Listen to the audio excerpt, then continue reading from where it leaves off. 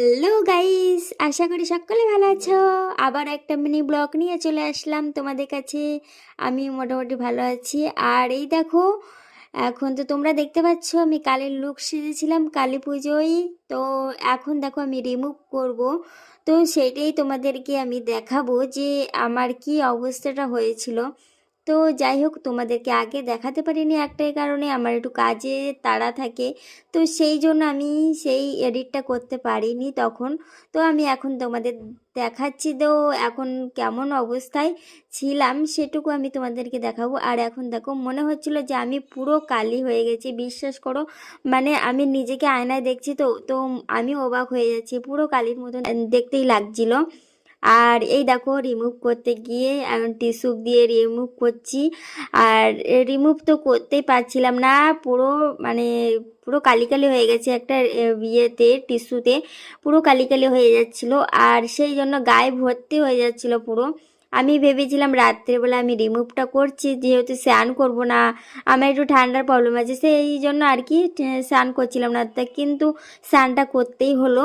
আর মানে না করলেই হচ্ছিল না, পুরো স্নান করতেই হলো। আর এই দেখো, এখন আমি রিমুভ করতে পারিনি সম্পূর্ণ। তো দেখো, গলার মধ্যে থেকে গেছে কালিটা।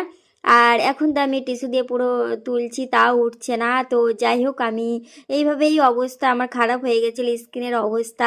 তো স্কিনটা এত বাজে হয়ে গেছিলো, যেহেতু কালি একটা তার মধ্যে কেমিক্যাল রয়েছে, সেই জন্য আর কি পুরো খারাপ হয়ে গেছে স্কিন। আর এই দেখো, মানে পুরো কি বলো তো, মুখে গুটি গুটি ভর্তি হয়ে গেছে, দেখতে পাচ্ছ। কোনো দিন আমার স্কিনে এরকম হয় না। তো এই প্রবলেম দেখা দিয়েছিল তো কিছুদিন। আর চুল টুল পুরো ড্যামেজ হয়ে গেছে একদম। আর এই দেখো, জ্বালা করছিল মুখটাই।